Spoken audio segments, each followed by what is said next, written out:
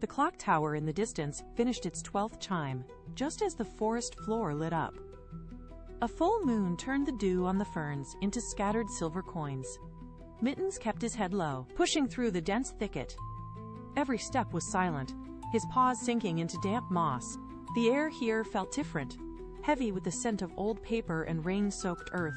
He reached a wall of tangled thorns and shoved forward, forcing his way through the final barrier. The forest suddenly opened into a wide, circular clearing. Before him, the Moonlight Library stood as if grown from the very soil. Its walls were not stone or wood, but massive, intertwining vines, woven with sheets of ancient parchment.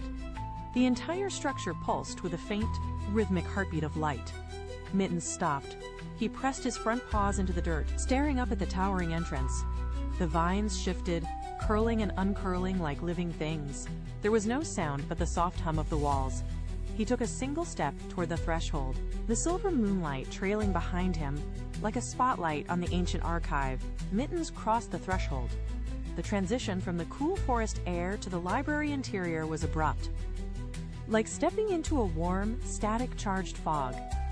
Inside, the space expanded far beyond what the exterior walls suggested. Rows of shelves stretched upward into a dark, vaulted ceiling, disappearing into a haze of golden dust.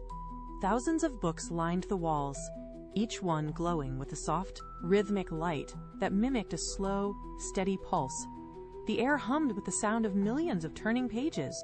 Mittens trotted down the main aisle, his paws clicking against the floor, which felt like polished amber.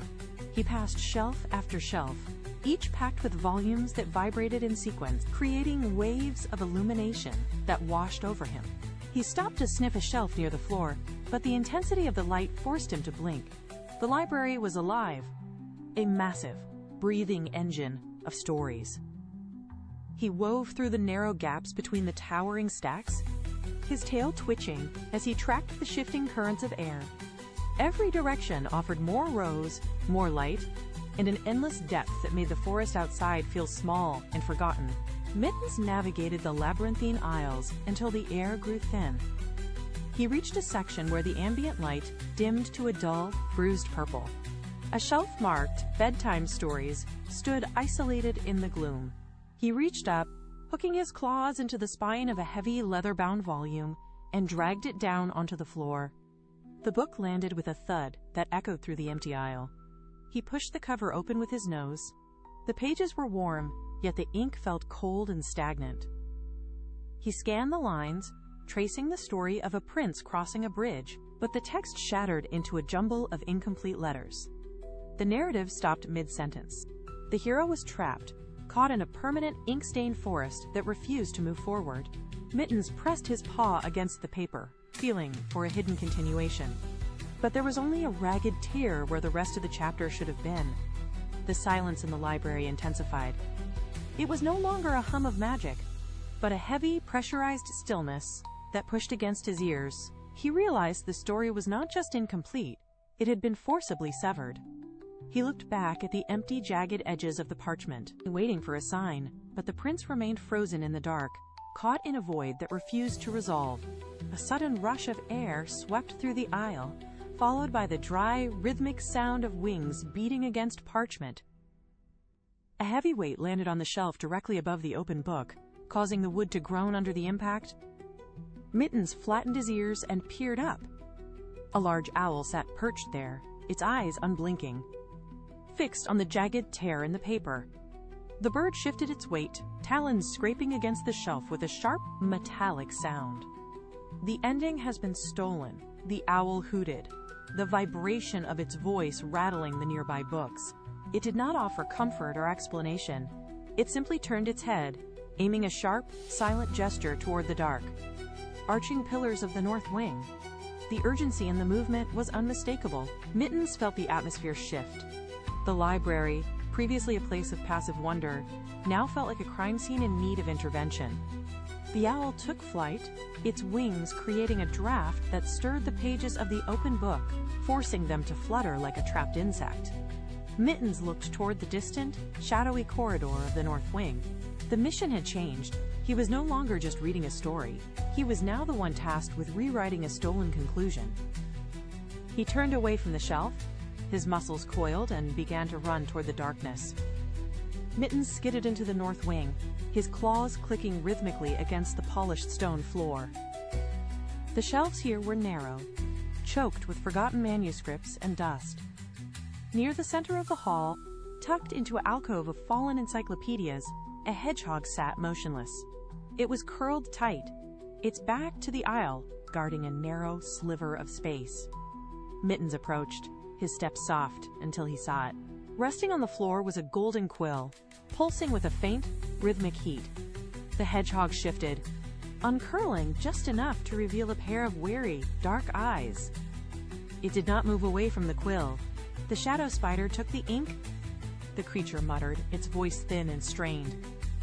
It did not look at Mittens, but instead kept its gaze fixed on the towering, dark rafters above. The news hit like a physical weight. The ink was not merely lost, it was being held captive in the heights of the library. The hedgehog finally nudged the golden quill toward Mittens with its snout, a silent signal that the tool was useless without its source. Mittens looked up. High above, the shadows were thick, knotted into something artificial and vast. The path to the missing ending was clear, but the climb promised a confrontation he could not avoid. Mittens tilted his head back, his eyes narrowing as he scanned the cavernous ceiling. The darkness there was not empty. Strands of silk stretched across the rafters, thick as heavy cables and pulsing with an unnatural, sticky sheen. In the center of this tangled labyrinth, something flickered. A single firefly was pinned against the web, its light dimming with every frantic beat of its wings.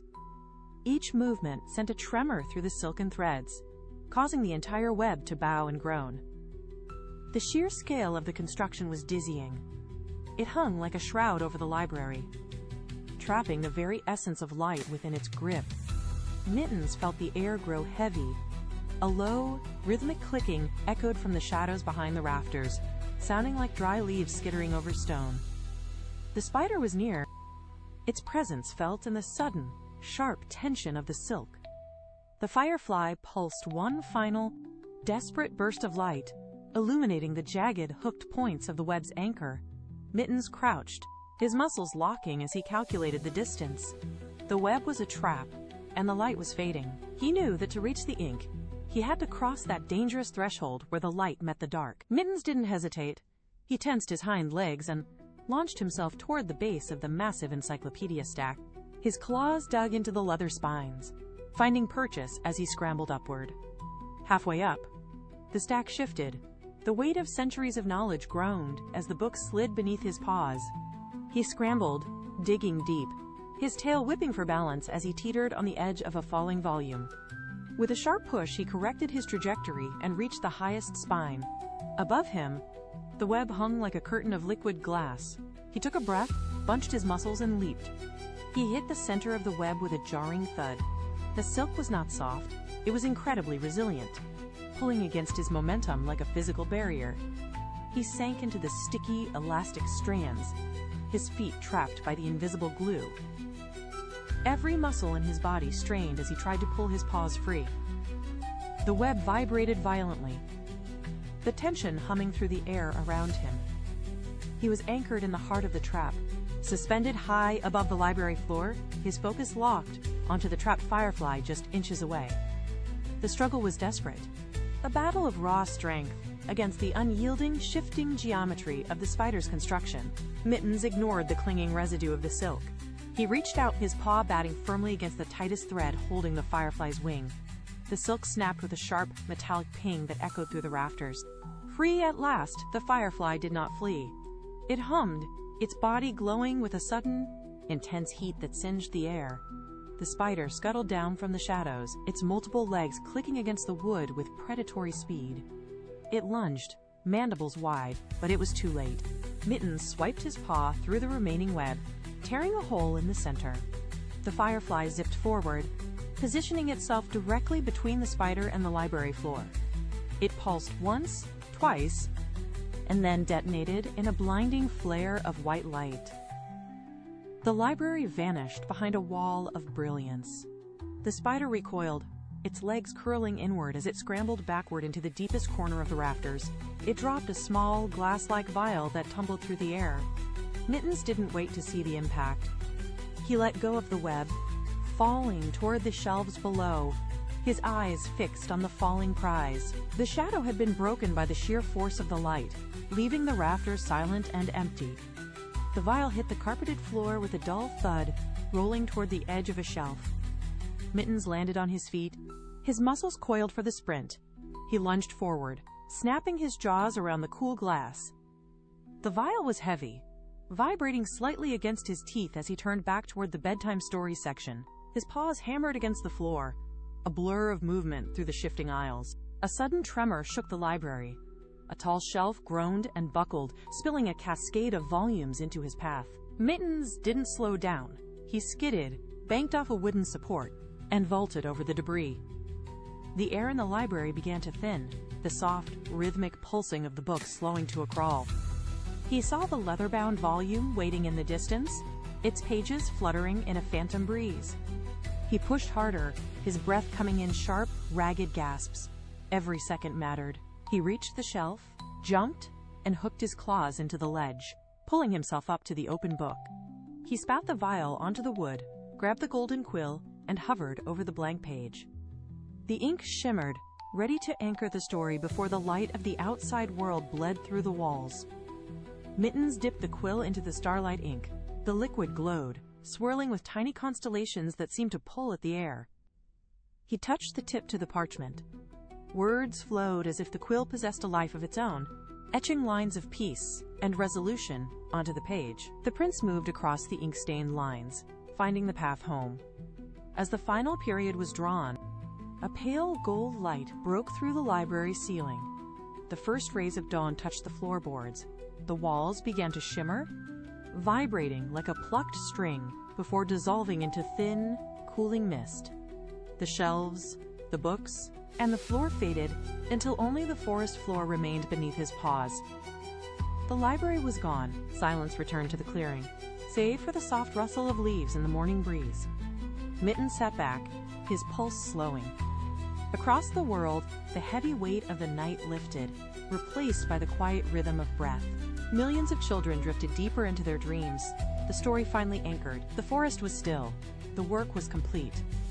Mittens stood, stretched his tired limbs, and turned toward the shadows of the trees as the sun climbed higher, leaving only the memory of the light behind.